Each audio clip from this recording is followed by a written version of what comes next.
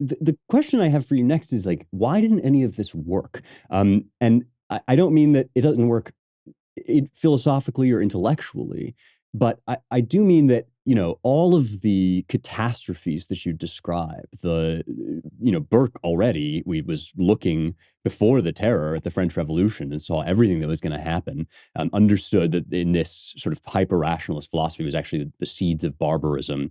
Scientism has now basically totally taken over. We've seen how bad that looks. And yet it seems as if the world has basically passed the Romantics by. I mean, the Romantics are recovering something here in the 18th, 19th century that we seem to have lost. What happened? Well, I think they made a mistake, which was that they tried to rebuild what they were trying to rebuild. This is the argument of the book, that they were trying to find their way back to God, but they didn't always know that they were trying to find their way back to God.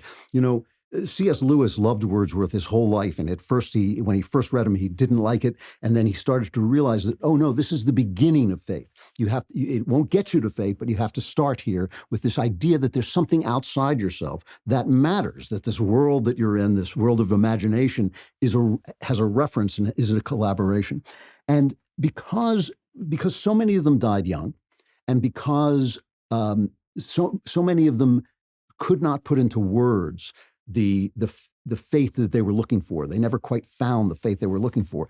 They never quite made the connection between what they had discovered and the basis that only Coleridge knew. And remember, Coleridge knew it because he was the smartest of them.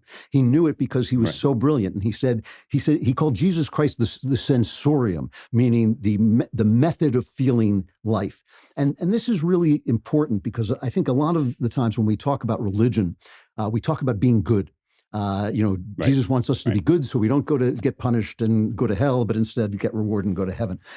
And when you reread the Gospels, and this is part of what the book is about, when you reread the Gospels in terms of the Romantics, what you realize is that's only a preliminary. He wants to get stuff out of the way, get your sinfulness out of the way, so then you can begin to see and experience the world as it truly is. And Jesus says he wants the joy that's in him to be in you. That sounds a lot different to me than most of the Christianity I actually experience in life. It's very rare that we say, here is how to get the joy that is in God to be in you. And because they didn't quite make the connection, they moved up. It was like they went to the mountaintop, but they couldn't quite get into the promised land. It was easy to shunt them aside.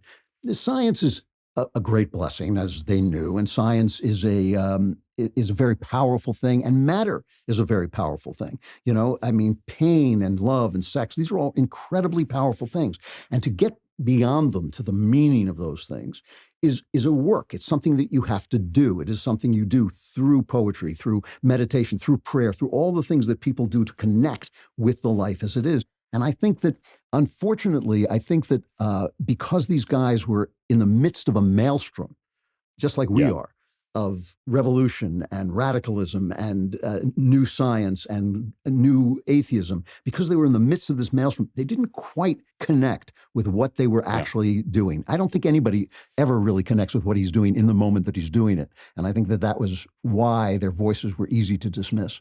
That's poignant, and I think probably true, and a reason to recover them now. I mean, perhaps that's the case that our crisis is the crisis of trying to, the owl of Athena flies at dusk, right? You look back and then you realize things that perhaps the Romantics even themselves couldn't quite put together.